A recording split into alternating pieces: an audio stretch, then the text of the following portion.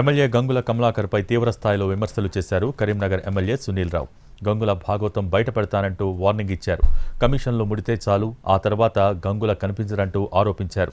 కరీంనగర్లో జరిగే ప్రతి కుంభకోణం వెనుక గంగుల పాత్ర ఉందన్నారు మేయర్ సునీల్.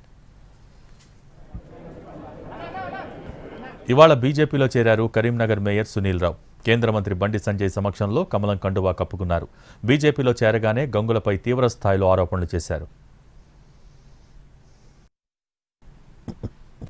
వచ్చిన పైసల్లో ఏ విధంగా మరి దండుకోవాలనే ఆలోచనతోటి మరి గంగుల కమలాకర్ ఉన్నారు.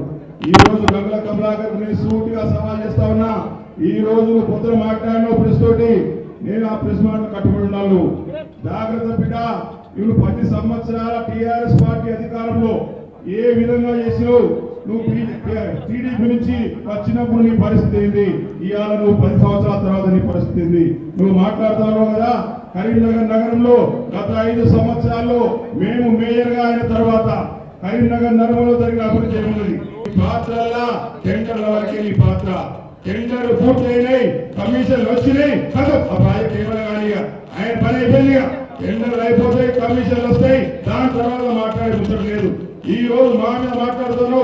నేను గతంలోనే సాధన చేసిన స్మార్ట్ సిటీ కావచ్చు, కరీంనగర్ నగరపాలక సంస్థ ఏ పని మీదైనా